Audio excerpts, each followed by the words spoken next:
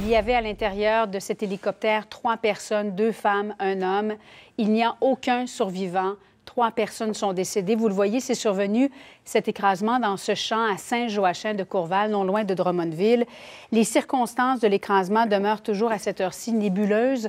Ce qu'on peut vous dire, c'est que l'appareil a pris feu immédiatement après l'impact. Alors, lorsque les secours sont arrivés, il était malheureusement trop tard. Parlons-en avec Patrick Lafleur, qui est avec nous, le chef pilote pour Passeport Hélico. Bonjour, Monsieur Lafleur. Bonjour. Bon, je sais que c'est encore difficile d'expliquer ce qui s'est passé ce matin, mais à première vue, quelle lecture vous faites de ce qui s'est passé du côté de Drummondville?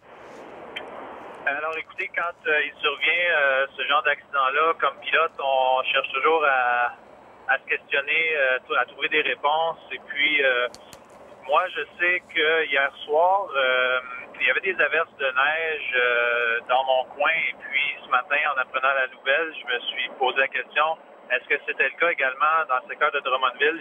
J'ai obtenu de l'information de quelqu'un que je connais qui était dans ce secteur-là, qui m'a confirmé qu'effectivement, il y avait des averses de neige. Et puis, j'ai obtenu des rapports météo qui faisaient état de la température dans la soirée autour de 8 heures, qui était juste au-dessus du point de congélation avec un point de rosée assez rapproché. Donc, c'était assez humide.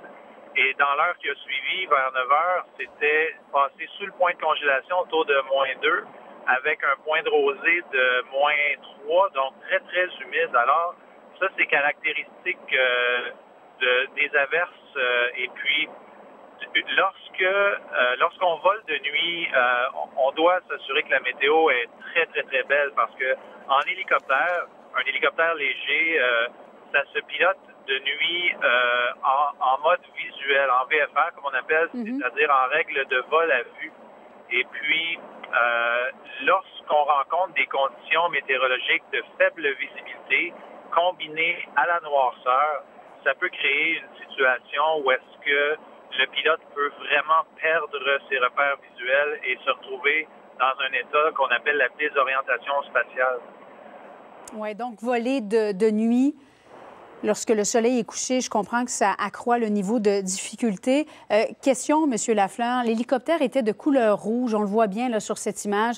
Est-ce que c'est un signe que c'était peut-être un hélicoptère qui devait répondre à une situation d'urgence ou qui était en service? Ça me surprendrait énormément. Écoutez, selon l'image, la photo que j'ai vue, ça semble être un hélicoptère de type Robinson R-44 ou peut-être le Robinson R-66 qui est très, très similaire. On ne voit juste que la queue et c'est impossible de les distinguer. Mais peu importe, le R-44 est un hélicoptère pour 4 personnes, donc le pilote plus 3 passagers. Ouais. Le 66, 5 personnes, pilote plus 4 passagers. Ce ne sont pas des hélicoptères qui sont utilisés pour des évacuations médicales, par exemple. Donc, la couleur, je pense qu'elle n'a aucune importance. C'est possiblement aussi un vol privé. Ça pourrait être... ça serait très, très surprenant que ce soit un vol commercial parce que le Robinson R-44 n'est pas autorisé à transporter des passagers la nuit parce que c'est un hélicoptère monomoteur. Donc, mon hypothèse, c'est que ce soit un vol privé, ce vol-là.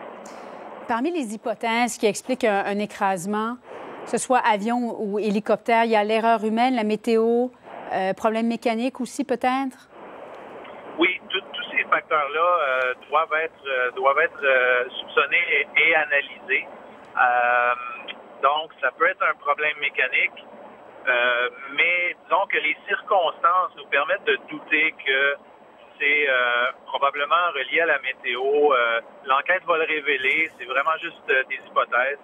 Mais ce serait caractéristique. Malheureusement, voler la nuit dans des conditions météorologiques difficiles de faible visibilité, c'est un cocktail qui est très, très, très dangereux pour les pilotes. Et donc, ça va très vite lorsqu'on est désorienté, lorsqu'on n'a plus de point de repère visuel par rapport au sol. C'est très facile de perdre le contrôle de l'hélicoptère. Et malheureusement, s'ensuit un accident comme celui-là. Patrick Lafleur qui est avec nous, chef pilote pour Passeport Hélico. Merci beaucoup d'avoir été des nôtres ce matin. Bonne journée.